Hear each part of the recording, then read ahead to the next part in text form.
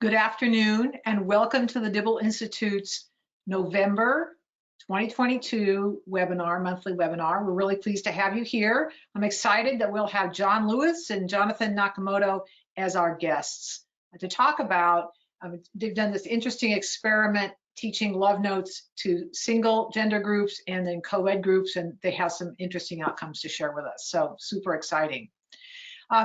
I'm Kay Reed. I'm the Executive Director of the Dibble Institute, and a little bit of housekeeping.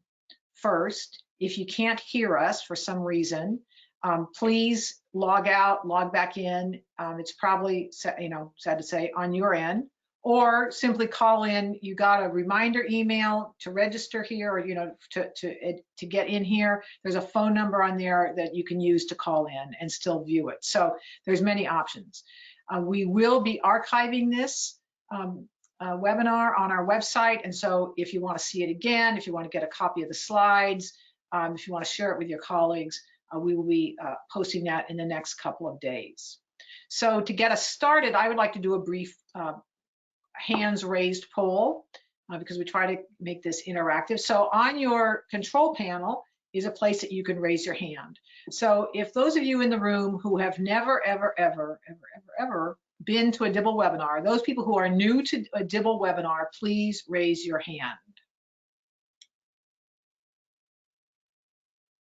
Look at that. I love meeting new people. Super excited to have you here. Wow. 25% of you are brand new. So welcome to you. We're pleased to have you here, and we hope you keep coming back. We try to make these webinars interesting and informative. For those of you who we know, thank you so much. Good to have you back. We know it's all about relationships, and we're happy to have a relationship with you. So for those of you who are new, let me talk a little bit about how we got here at the Dibble Institute. We were founded by Charlie and Helen Dibble. Charlie was an engineer by trade, so a fix-it kind of guy. And after he retired, he did a lot of work with young people as a volunteer in the hometown I grew up in, Redlands, California, and where he returned to is his hometown as well. And what he saw in his young friends' lives is when their parents' relationships were on rocky times, that their trajectory of their lives changed, or at least it was challenging for them. He also noted in his young friends a real lack of confidence in their ability to maintain and grow a healthy, happy, loving relationship with a significant other. And that bothered him. So he talked to the leading researchers of the day. This was back in the 80s, and there was just research coming out on what made for healthy, happy, stable families and marriages. And people could talk to him endlessly about that. And when he said, "What are you doing for kids?" they'd say, "We don't know. They're a tough audience to find. That's not what we do." And so Charlie, ever I was going to say optimistic, but really a visionary, said, "Let me work on that. I'll work on that." So that's how the Dibble Institute came to be. Next slide, please. That's how the Dibble Institute came to be. We are a national independent nonprofit. Last year we served 115,000 youth. We just did our count for this year. It's up to 119,000 youth, and that is brand new youth every year. And we couldn't do it without you. We're not direct service providers. We rely on you, people like John, who are going to meet today, and others who use our materials to reach young people. What we do is translate research into practice and practical teaching tools that empower young people to lead healthy, romantic lives, intimate relationships. So next slide. I could have gone ahead of myself here. There we go. So that's our mission. We're a very niche mission because we want young people to have to learn how to navigate their love lives. And what we found through our research is when you do that, you pull multiple levers, which is the great thing about this intervention. You can pull a sexual activity lever, you can pull a violence lever, you can pull a mental health lever, you can pull a bullying lever. So it's especially in areas where we don't have much time with young people, it can be a super effective intervention on many different levels. Next slide, please. A little bit about our core values. We're big fans of research. We love research. Research informs our work. All our materials are research-based, and as you'll see today, we love it when people evaluate our materials because we learn and we can improve and we can just get better. So we're big fans of research. There's no one behind the, you know, the Wizard of Oz, where there's somebody behind the curtain. We're not affiliated with any other outside organization. If we had any ideology, it would be research. And what that means sometimes is that research, it doesn't change as much as people keep learning new things, right? So at the beginning of the pandemic, we said, oh, well, a surgical mask is fine, or make a mask out of your handkerchief, that'll be great. And now we know after research, aerosol research, that it's not so great. You need to have a better, higher quality mask. So it's not that they changed their minds, the scientists changed their minds, they just learned more. And same here, our programs, we do adjust as we get new research, and to make them better and more useful for young people and everyone involved. So ask us, we love research. Okay, next slide. We also are big fans of stable, safe, and nurturing families. It's the best place to raise young people is when we avoid the tumult that can happen with multiple partners moving in and out of the house, or violence in the house. And so anybody can create most people can create stable, safe, and nurturing families. It might be a couple cohabiting, might be a couple married, might be a single parent, either a mom or a dad, might not be a parent, might be a grandparent. But that's what our aim is with this programming, is to really help young people create those safe spaces for them, you know, understand how to build them, so when they become parents or they're involved with young people, they can create that same kind of safety and stability for their young people. Next slide. And finally, we believe that relationship education is applicable to everyone. You know, it doesn't matter your age, it doesn't matter your marital status or non-marital status, it doesn't matter your racial or ethnic background, who you love. We know that relationship education, you know, all relationships can get better when we learn more about them and we learn how to get better at them. So we intentionally and with great intention have made sure, crafted our materials to make sure that they're very diverse and welcoming. You never, especially when working with young people, you never know who's in the room. So we don't assume the gender of your partner. We make a lot of space to do cultural adaptations. We have tribes using our materials, and you know, they have medicine wheels that they've integrated. So there's all kinds of things that you can do and that we have done to make sure that the materials cover as many young people as possible. So next slide. Oh, by the way, I'm going to be answering questions, and so please, we have a chat function, but really, if you have a question or a comment, just put it in the question box, and I'll be asking John and Jonathan those questions, and if we don't get to it by the end of this webinar, we'll get back to you another time. So welcome, John Lewis and Jonathan Nakamoto. John is with Urban Strategies, which is a national organization that implements interventions, especially for Hispanic, but not exclusively, but for Hispanic urbanized youth, I'd say is fair to say. John and I have known each other for years and years. You can see that John's a very approachable kind of guy, and he's really funny. So we like John a lot. Jonathan Nakamoto, just by his association with John Lewis, makes me feel like he's a great guy. So we'll learn more about Jonathan as well. So thank you so much for coming, and we look forward to learning from you. Thanks. Yeah, thanks, Kay, for having us. We're looking forward to kind of leading this conversation. And like Kay said, if you have questions, drop them in the chat. We'll definitely try to answer those different questions. And so I've been with Urban Strategies for 13 years. They've been doing relationship education pretty much the whole time, all the way back to healthy marriage initiative days, grantee, and been doing SRA funding and TPP funding, kind of connected to the Dibble Institute for the last 5 years in regards to that, and worked with youth for, you know, over 2 decades. And so Jonathan is our independent evaluator on many of my projects, specifically this one, and I'll let him kind of give you a little bit of background about himself. Sure, thanks, Sean. So I'm a senior research associate at WestEd, and WestEd is a research and development organization We do a lot of work in education, but also do work in health and justice and in other fields. And we do a lot of evaluations of federal grants like this one for John.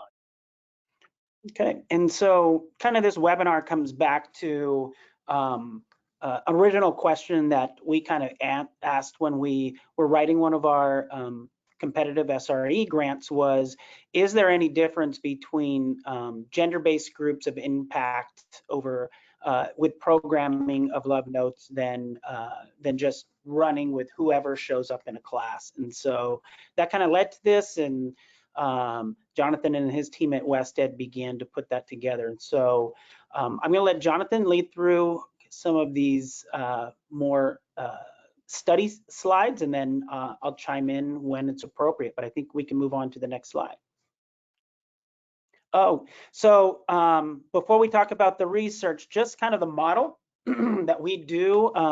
Urban Strategies partners with Teleku in Los Angeles, where we serve about 1,300 youth a year in regards to this programming, and we're a collaborative based. So Urban Strategies, similar to Dibble, we don't usually do direct service in regards to these programs, but we bring together small and medium-sized nonprofits that we help train them and oversee and help them implement the programming. And so it's definitely a collaborative approach. We have some different boys and girls clubs, some faith-based organizations, community-based organizations, justice-involved organizations.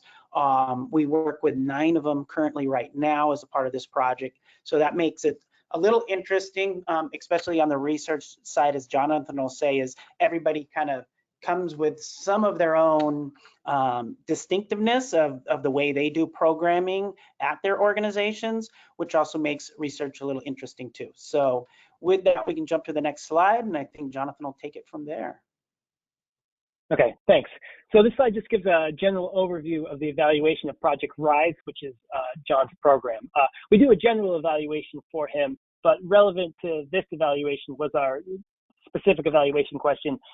Does the effect of Love Notes on sexual risk avoidance outcomes differ when the program is implemented with mixed gender classes in contrast to classes of females and males only? And so broadly, what we do is a mixed method study for John, where we conduct focus groups with youth facilitators, we conduct observations of lessons, and then we also analyze survey data from the Sexual Risk Avoidance Education, or SRAE survey, as well as our local evaluation survey. And this is entry and exit survey, so before the program and then just after the program. And throughout John's grants, we provide feedback to Urban Strategies with presentations, write-ups, and data dashboards. Next slide, please. Okay, so for the current analysis, this just summarizes the number of cohorts or like lesson groups that were served. So there were 58 mixed gender cohorts with about 18 youth per cohort. We also had 19 female-only cohorts with about 13 females per cohort, and 13 male-only cohorts with about 14 males per cohort. And I'll also say that for John's SRAE grants, we have 1 year left of data collection for one and 2 years left of data collection for another. So we'll definitely be able to add more cohorts to the sample. And the cohort size range. Yeah, the one thing we wanted to point out is that we kind of started this study in 2020 when something kind of shut down a lot of the United States. And at that time, we were not kind of mandating what we do now in regards to for the study of having a certain amount of female cohorts, a certain amount of male, and a certain amount of co-ed. So at the start of the pandemic and during the pandemic for that first year of the grant, we really weren't collecting data towards this like we have been for the last probably 12 to 16 months, because we were just trying to serve any kids that we could serve at that point with kind of what was going on within the country. Great. And so cohort size ranged from about 2 to 58 youth. And for a measure I'll discuss later that had youth provide their overall ratings or overall perception to the program, the youth from the largest cohorts, and that was like 30 or more youth, provided the lowest ratings. But in general, cohort size was not related to the outcomes of this study. So next slide. So there's just other implementation factors to consider here. Some of the lessons were done virtually on Zoom, or some in person. So about 72% were done virtually, and 28% were in person.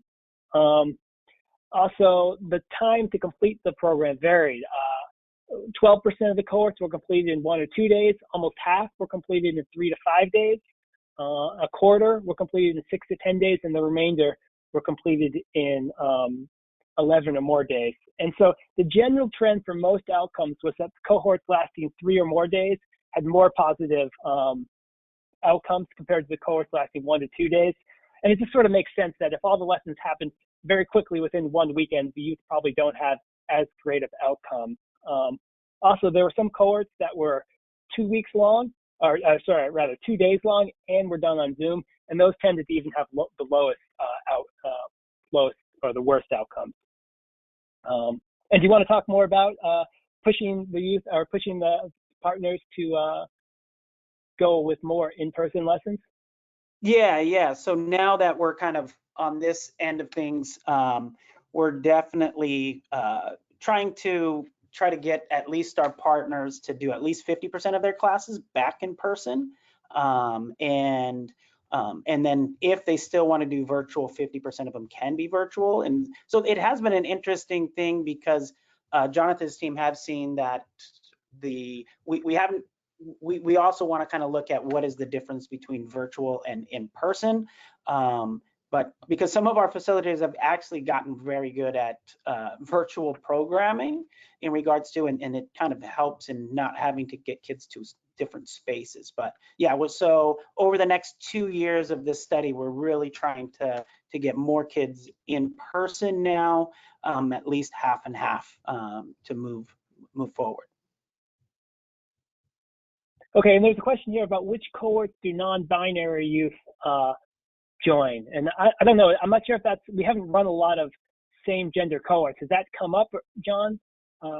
No, we have kids self-select in, and in the communities that the partners that we haven't had any issues with that because they can pick whatever, because also we're basing this the self-selection based on the SRA, the federal funding survey, and that isn't like an option on the federal survey. So on the federal survey, it's either male or female, and so whatever they select in regards to that. Non-binary is actually FISB that is running this grant. That's not an option on the survey, so it's not really something that we can track because that's not an option on that survey.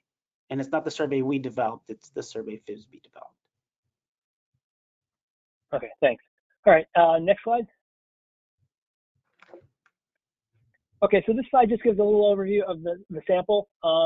Roughly half male, half female. Again, it's self-reported on the application or the survey.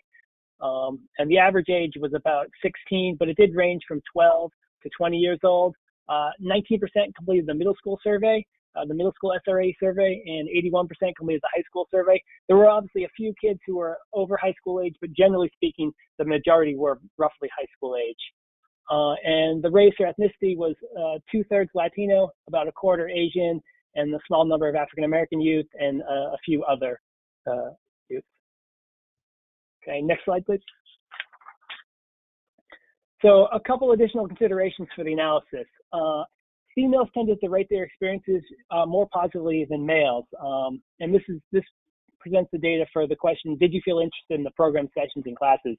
And as you can see, 48% of the females reported that they were interested all the time. In contrast, only 38% of the males reported they were interested all the time. Next slide. And so this just presents another item. Similarly, you can see that 78% of the females reported that being in the program made them much more likely to understand what makes a healthy relationship, whereas only 66% of males reported they were much more likely to understand what makes a relationship healthy.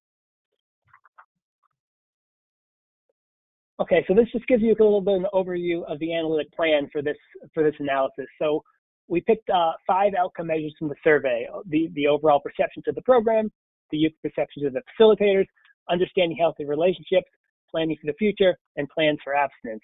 And so what we used regression models that account for the clustering of youth within cohorts, and then that statistically controls for the youth demographics. So that's the gender, the race and ethnicity, and age, as well as cohort level factors. And that's whether it's virtual or in person, the program length, and the cohort size.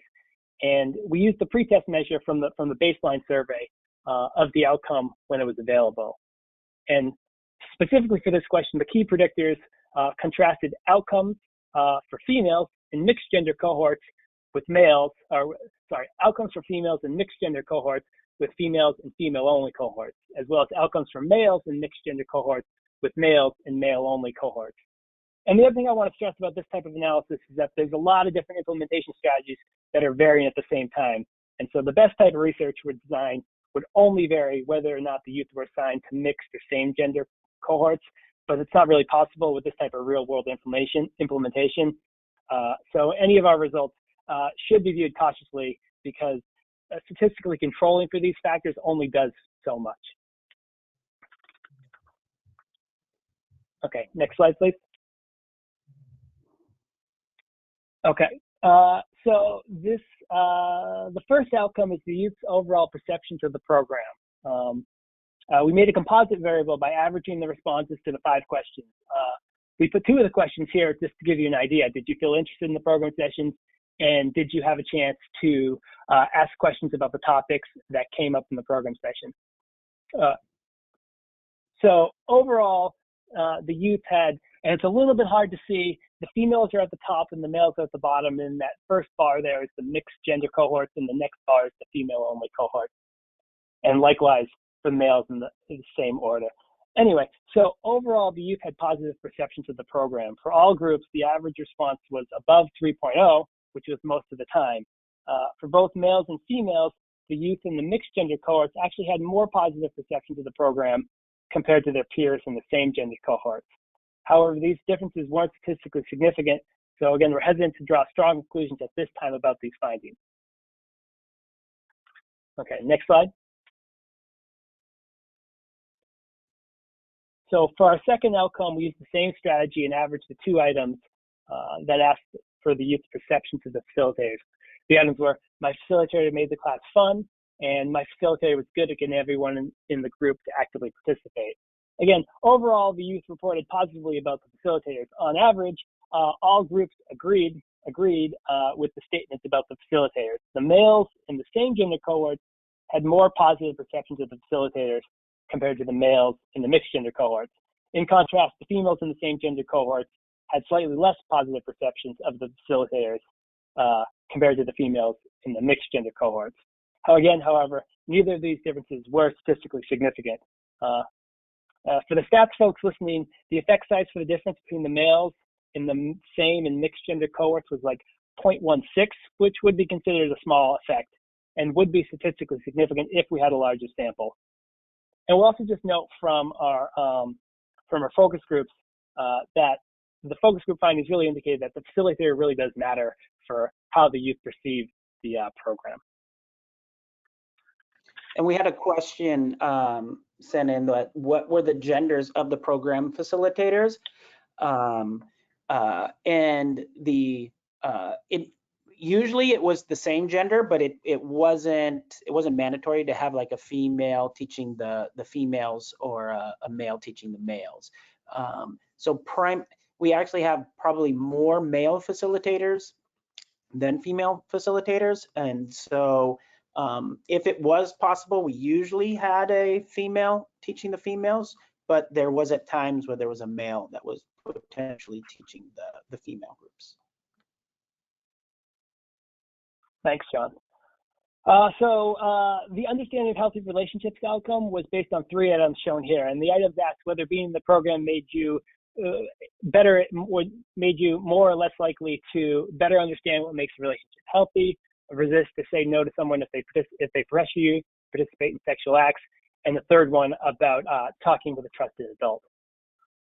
So again, all groups responded positively about the impact of the program on their understanding of healthy relationships. The average response for all 4 groups was between somewhat more likely and much more likely. The males in the mixed gender cohorts responded about the same as the males in the same gender cohorts.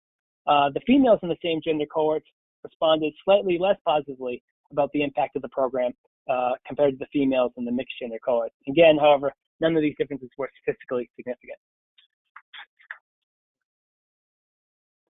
Okay, next slide. Okay, so the planning for the future measure was based on the 2 items shown in this slide. Has being in the program made you more or less likely to make plans to reach your goals and care about doing well in school? Again, all groups responded very positively about the impact on the program on their plans for the future. The average responses were between somewhat more likely and much more likely. And the females in the mixed gender cohorts responded about the same as the females in the same gender cohorts. You can see it's 4.46 versus 4.46, so there's very little difference there. But the males in the same gender cohorts responded more positively than the males in the mixed gender cohorts, and you can see that as 4.29 versus 4.39. And this difference was equivalent to an effect size of 0.14, which again would be considered a small difference. Okay, on to our last outcome, plans for abstinence. So this is based on a single item, and that's as a result of being in the program, are you planning to abstain from sexual intercourse? The response options were yes, no, or not sure. And this item was only answered by students in high school. But the clear pattern in this slide is that a lot more females were planning to abstain from sex as a result of the program. But again, the differences between the mixed and same gender cohorts were very small for both males and females. You can see it's 60% versus 61, and 45% versus 45%. Okay, next slide. Okay, so just a few key takeaways. So youth perceptions of the program were positive, regardless of their cohort's gender makeup. But the preliminary results are mixed and inconclusive, but there are trends for overall perceptions of the program that favored the mixed gender cohorts for both males and females. There was a trend for perceptions of facilitators, and that favored same gender cohorts for males. Understanding healthy relationships favored mixed gender cohorts for females, and the trend for planning for the future favored same gender cohorts for males. And definitely a larger number of same gender cohorts are needed for this study to be able to draw much stronger conclusions. Some aspects of the program we think may be better with mixed gender cohorts, and others might be better with same gender cohorts. It's kind of an open question, but something we're going to think about going forward. Next slide. Okay, we have a few focus group findings. So we also asked the youth in our focus groups about the same gender cohorts and the mixed gender cohorts.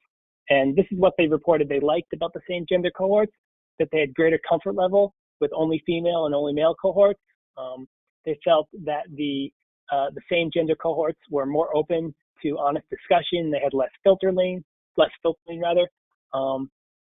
That youth are just generally more willing to participate, engage in the discussions in same gender cohorts. Youth didn't feel judgment from the opposite gender, and they were able to hear different perspectives from the same gender in the same gender cohorts. Interestingly too, that females described liking the same gender cohorts more than males. Okay, next slide. All right, we just put a few quotes in here so you can hear the youth's perspectives in their own words. The first one is just, I think it changed the class in a good way because you're more comfortable with what you're saying and you don't get judged by females or males. Another one was, you feel more comfortable with just females because you don't feel embarrassed by what the male perspective might be. There were no arguments between the two genders, and I think it's better to be in female-only cohorts because if there were guys, I probably wouldn't participate as much. We didn't ask the facilitators specifically about this, but one facilitator did note that, quote, I was teaching all guys, and with them, there are certain things you can lean on and be more specific as opposed to when it's co-ed. You have to think about filtering and can't go into much depth. For the guys, you can talk more about guy stuff.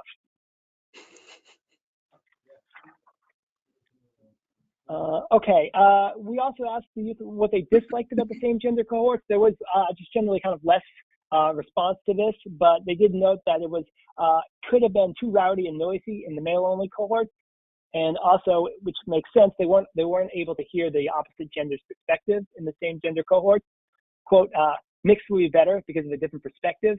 Quote, I think it would be interesting to have a co-ed so we can see how males respond to certain things.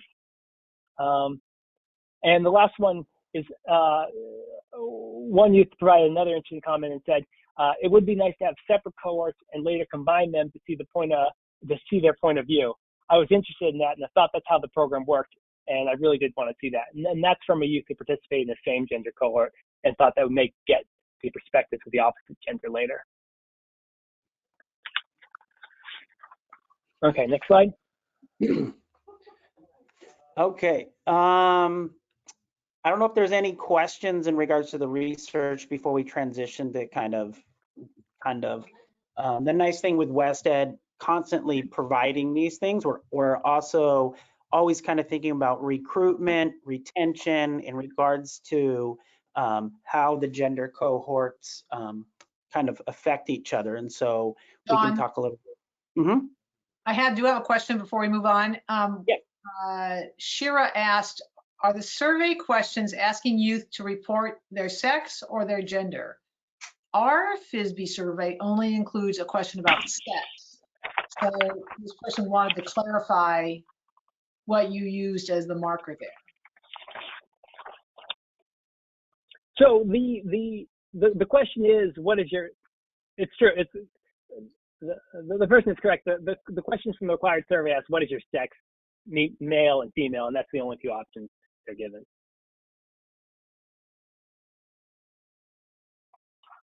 Okay, thank you. Okay, go ahead. Any other questions on that? Nope, we're good. All right. As we move forward, so just kind of thinking about recruitment and retention, and so one of the things that has really helped our partners in regards to recruiting gender-based cohorts has been kind of working with athletic teams, whether it's a volleyball team, whether it's a basketball team, whether it's a football team. Typically, not all the time, those teams are kind of gender-based within the at that school. And so that's been one way, especially where we work with some boys and girls clubs and they have space. And so there may be a school that doesn't have space, or they need a gym, or they need a soccer field or something. And so what our partners have done is, in exchange for free use of the gym or the soccer field or those different things, they've said the youth, can take Love Notes, and so, or attend Project Rise is what we call the programmatic aspect. And so that's been one way that this kind of thinking has led towards recruitment.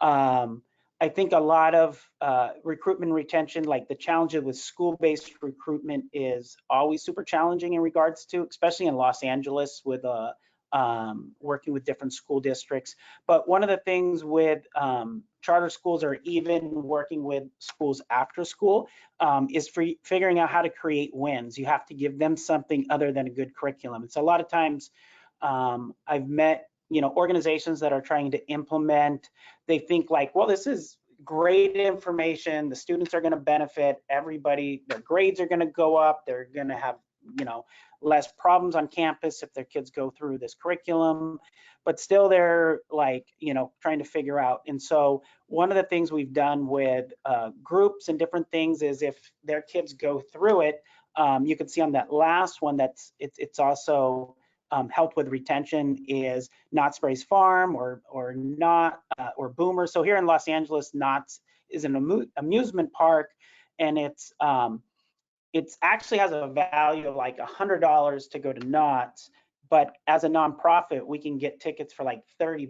So it's like the kids think they're getting $100 worth of something, but it's actually costing us only $30 to send a kid to Knott's, and we're not taking them to Knott's. That the group or whatever that we're working with is taking them to Knott's, and so that's been a great partnership with Knott's. And Boomers is kind of like a golf and stuff with go-karts and all kinds of things going on. So they usually have deals for groups to bring people. And so that helps with the recruitment of whether it's some type of organization that's looking to do outings and partnering with them, but also the kid has this kind of event, kind of thinking of, if I complete this, I get this type of thing at the end. The other interesting thing is, if you jump to the next slide, I'll talk about the farmers market thing. So you can see that, so in East Los Angeles, they every Sunday have a huge farmers market where families come from all over the place to go to this farmers market. And a lot of times I hear people always say they're trying to connect with youth or engage youth to like recruit them into the programming aspect. So our partner Catalyst that is at the farmers market, and as you can see in the slide, they have a very colorful, they got a wheel, they've got all kinds of things set up there, but really their target of the farmers market is not kids, it's parents. So it's like the image on the other side where it's that mom, you know, dealing with her teen son, and he's really like, you know, upset about something, but it's about connecting with the parents and getting the parents buy-in, because the parents are maybe the ones that's going to drop them off, the one that's going to encourage them to go, and all those things. And so at this farmers market last year, Catalyst actually recruited, I think, 200 and some youth that completed the Love Notes program. And so I bring that up just for you thinking about in your community, where do people gather? Where do parents go on a consistent basis? And also Catalyst didn't just do this farmers market like that one time, but they're there on a consistent basis, whether it's maybe not every Sunday, but at least 2 or 3 times a month. So whether that family sees them there one time or multiple times, but they're like a consistent person there. And then also when they don't just sit behind the table, they actually get out from behind the table and engage. They'll actually run so if you're familiar with Love Notes, you have the red and green beads, so they'll do that with the parents, or they'll have ask the parents if that's a red flag, or if that's a not, you know, depends. So they'll actually do the activities with the parents to kind of give them an idea of they're not just kind of pitching a program where their kids are going to come and sit and talk about whatever. So those are some of the ideas of that that are a little bit different that our partners have used in regards to outreach. Jump to the next slide. So in regards to just, you know, the last 5 and like 20 years that I've been working with youth is retention is always huge, especially when you're dealing with a curriculum that's 13 lessons long. How do you keep a kid engaged? And I think Jonathan from the focus groups would say over and over, the facilitator makes a difference. The facilitator makes a difference. And just it's not just having the facilitator learn the curriculum, but it's actually the facilitator learning facilitation techniques and facilitation skills, and constantly having your facilitators think and process through, how do I become a better facilitator? Because that's what really, that facilitator is what's going to make that an experience for the youth. And we tell all of our partners, our facilitators, that preparing the environment of the classroom of what are the youth going to experience and not just learn. And so with that, we tell all of our team members to really think about the 5 senses. And jump to the next slide just to kind of give some examples of this. So as you can see, when I set up a classroom before the kids even come in, you can see there's bubbles, there's fidget spinners, there's all kinds of things, there's candy on the table or whatever. And so really what I'm trying to get, so when they visibly walk in, that what their eyes are seeing is something different than a traditional classroom. We'll also have like a cartoon or something playing up on the screen just as kids are walking in, so they're seeing what's going on. Those glasses that you see that kid have, it's just random stupid glasses. So I told the kid, if you're gonna fall asleep in my class, at least put on the glasses so that you can, you know, nobody can see that you're falling asleep. But we give them, you know, all those different things, so their hands are touching things. They've got the pipe cleaners, which are also for different activities. There's a picture of donuts, so it's like not only does that implement the taste, but also like when they walk in a room, whether they smell some type of food or some type of thing going on, that engages them. And then also hearing, so anytime there's breaks or whatever, we use music, and we let them pick the music. So I always pass out index cards and allow them to write down their song requests and pass them forward. And so constantly building a playlist and really making the space about them and not about myself or what I like, but about them. Jump to the next slide. And so besides that, I think that's the other thing is remembering you are not the most important person in the room, the kids are. And how do you keep moving everything, not about you talking, but about them experiencing things and having a good time. The other thing is flexibility. Understand that youth are more of a moving target now more than ever. And so just being flexible in regards to the space that you do the class, whether you've got to do some virtual, you've got to do some in person, whether you got to do some outside, like really, I think just thinking out of the box and trying to listen to the youth in regards to how do you have them like experience the curriculum and not just kind of learn the curriculum. And the last thing is working smarter together and not in silos. And that's why I love our approach of a collaborative approach. So it's not just my organization trying to figure out how do we do all this, but it's amazing. We have our monthly meetings where we bring 9 different organizations together and really think and brainstorm and learn from each other. And I think even if you're an organization that's implementing this curriculum on your own, how you create that space in that collaborative approach to learn from each other so that you're not just thinking about this on your own and but really learning from each other. We can jump to the next slide. So yeah, do you want to do this one or you want me to do this one, John?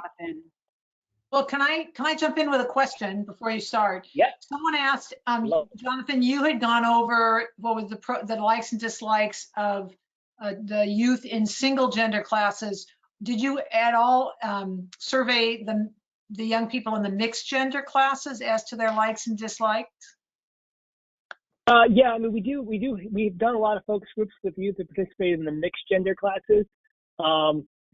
Off the top of my head, I don't know specifically like what they report liking, but I'm sure it's some of what John just talked about of kind of just like the general program. We always ask them like, what are your favorite activities?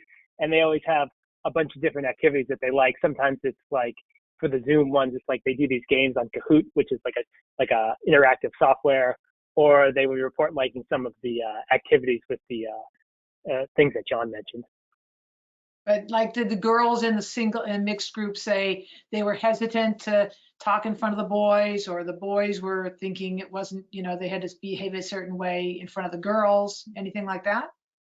I'd have to look back. They didn't generally talk too much about it. Like when you, I'd have to look back, but I don't think it came up too much in the focus group. Okay, great, thanks.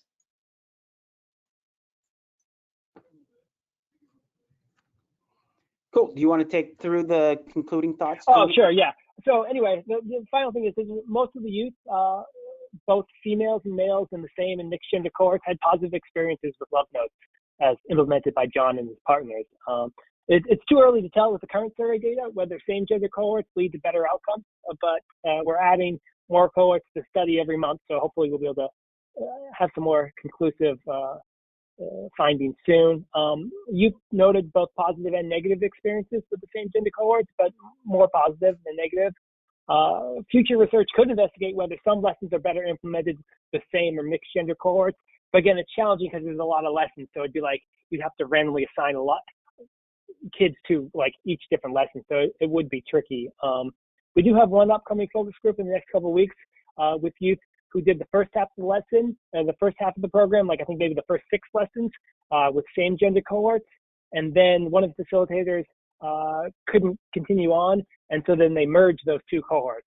So it'll be interesting to see what those youth who experienced the first half as same gender and then the last half of the lessons as a combined cohort. See what they say. Okay, next slide. That's it for us.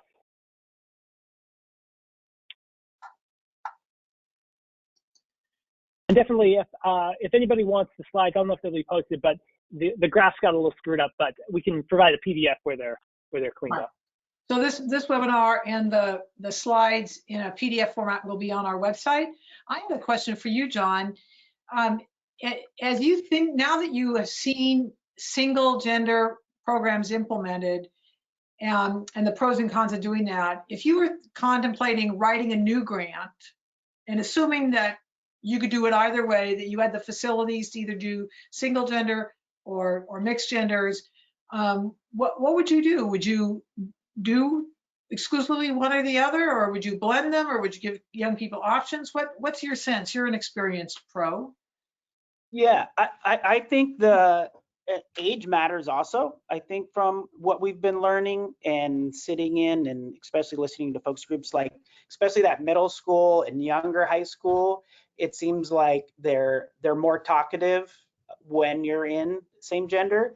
And I think as you get into that, older, like 17 to 19, that's when I think they've had more experience of talking to the other gender potentially. And I think there is better communication and in that. And I really like what Jonathan was saying. I think in my head that I think there are some lessons specifically within Love Notes that maybe that would be better done as, gender-based, and then, some difference that would be as co-ed and in that sense. So, and it's also like we do also work within probation camps with healthy education, and that one you're specifically gender-based. Like you don't have there's no ability to mix in that sense. Yeah, that would be really interesting to find out, like which lessons would be just better, more comfortable for boys and girls to be separated than not. That'd be awesome. Somebody asked a question about, so let's see, Jacqueline asked, how do you manage youth who may not identify as either gender? And I think you answered it earlier, but why don't you circle back on that? It's whatever they're going to pick in the survey. So it's not a conversation really we have, like, right. And so yeah, and that's the federal, sorry, you're using the federal survey, and the federal survey is a binary choice, right? Yeah. Right. So they just, but you didn't have a value judgment on that. If you thought, if somebody said, I'm a boy, didn't matter what you thought they were, they're a boy. So you honored the choices of the young people, I'm assuming. Yeah. Okay. Yeah, so somebody asked about the program they're using. The program they're using is a program developed by the Dibble Institute called Love Notes. It's written by Marlene Pearson. You can find it on our website under our programs, dibbleInstitute.org. You can also, happy to send you a free review copy if you email us, relationshipskills@dibbleinstitute.org, and we can send you a free review copy of it. It's been studied many times and has amazing impacts on sexual activity. And its sister program, Relationship Smarts Plus, has been studied many times on violence and has a lot of violence prevention activities. So it's interesting for funding to think about, what does your funder want? Oh, you want violence? Great, we'll use Love Notes. You want pregnancy prevention or HIV prevention or sexual risk avoidance? Oh, we'll use Love Notes. So it's a program with many, many different outcomes. Multiple, sorry, not many, multiple outcomes. Yeah, so anything else you might want to add before, when you wrap up, to somebody giving advice, what do you wish you'd known then that you know now about running single sex gender groups? I think the aspect of, especially in the federal grant world, where like the feds are like numbers, you know what I mean, butts and seats. And so as I think Jonathan showed, is it takes more resources to run gender-based groups is what you also have to recognize, because you're not going to have a group of 25 to 30. You're going to have a group of 12 to 15, but it's also interesting from what Jonathan had stated earlier, is those groups that are 30 to 50 have the worst outcomes. Groups that are probably in that 10 to 20 range have the best outcomes. So I think that's a big lesson to be learned within this too, is that the smaller the cohort is, the greater the outcome. Yeah, so much. Sorry. That may be a factor. That's a factor, like Jonathan said in this too, is like the gender-based cohorts are smaller. So is that a factor that's making outcomes better? Also, Jonathan can come up with, like, there's so many factors. I've never even heard of these factors because I don't have that PhD by my name. So John, Jackie asks, so what is your standard training plan for your facilitators? You know, they get the Dibble training, right, in the materials. You're a Dibble certified or a specialist, training specialist. Thank you very much.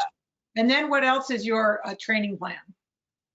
Yeah, so we have, there's a whole other slide deck that I have of just facilitation techniques in regards to teaching them, in regards to working with all kinds of different types of youth. So we have a full deck of that. And then we meet monthly as a collaborative. And so each month we actually have our facilitators that go through different, you know, whether it's they all go through a trauma relational based, so a TRBI training, and they also go through a teen dating violence, domestic violence, and we're actually adding a sex trafficking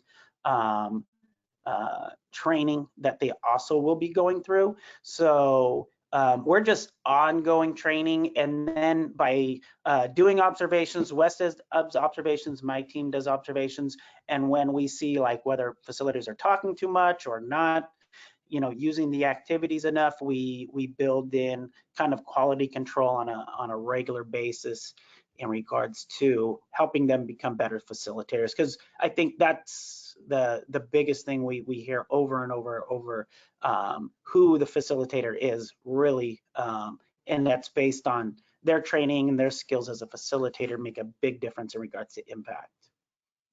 So I would imagine that if you were writing a new grant, and some of you might be thinking about that, there's going to be a teen pregnancy prevention grant that the feds are telling us is dropping in December, but it could be, you know, maybe they want to give us a nice Christmas, so maybe it'll be January. But if you were thinking about trying a gender-based approach, like maybe you did want to go to the teams, or you wanted to go to corrections, that you would add in, you would decrease the size of your cohorts and increase your budget for more, you know, to compensate for that. Yeah, I think me and Jonathan work on a couple justice involved, and our cohort sizes are 6 to 10 and sometimes 4 within that context. And so those of you who are writing federal grants, you might want to kind of ascertain, you know, there's kind of a, you know, the riskier youth you try to get, the harder it is to get them. And so just being realistic, if you're going to Podunk High School, and you go to the health class, easy to get 30 kids. But if you're going to into corrections or into under the freeway, harder to get that many kids. But it's great work. And I don't think their ability to listen in large groups is putting them in a smaller circle of 6 to 8 just doesn't allow them in the back row. So a lot of times the hardest to reach individuals also are in the back row, where we also know that people learn the best in the front row. And so if I'm doing small groups and small circles, everybody's in the front row. So that's where I move. I don't have to try to get those hard to reach kids into the front row because they start in the front row, and I'm able to reach and connect with them. And I think that's the other aspect with the trusted messenger, having individuals that are from their same background and similar you know, experiences that those people have experienced, really help that connection. Because I think trust and connection in that smaller atmosphere can take place quicker. Well, as is the Dibble model, it's all about relationships, and you know, there's more and more data on the relationship between the teacher and the student being, and with adults and teens, and you know, just that connection is so important. And what you're doing, John, is the excellent facilitator you are, is you're setting it up so it kind of happens without a lot of fanfare, and just how you set it up. So excellent. Well, great. Well, thank you, John and Jonathan, for attending today. We're gonna put back up the slides. Yeah, as I said, the webinar will be available, and if you have questions, if you want a review copy of Love Notes, email us at relationshipskills@dibbleinstitute.org. We're going to give you a survey, and please do fill that out because we like to learn ourselves. And finally, I can't believe I'm talking about Christmas or the holidays, but I'm going to. And so in December, we let you choose your own present from under the tree. And these are our 3 most popular webinars we did this last year. Adolescence, Attachment, and ACEs Sciences by the Executive Director of the PACES Connection. It's a great webinar. Sliding versus Deciding with Dr. Stott Stanley of Prep Inc. Awesome.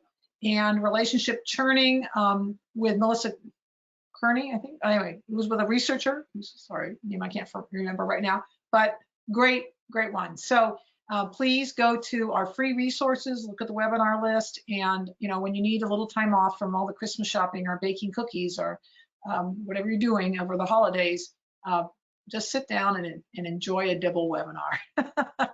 And we'll see you again in January live. We're going to have the author of Love Notes come speak about she just updated the program. Marlene Pearson just updated Love Notes, including sex trafficking, including more on digital relationships or relationships in the digital age. And she'll be our speaker in January. So stay tuned for that. We'll send out that invitation in December. And until then, enjoy the fall, enjoy the winter, and we'll see you live in January. Take good care. Bye-bye.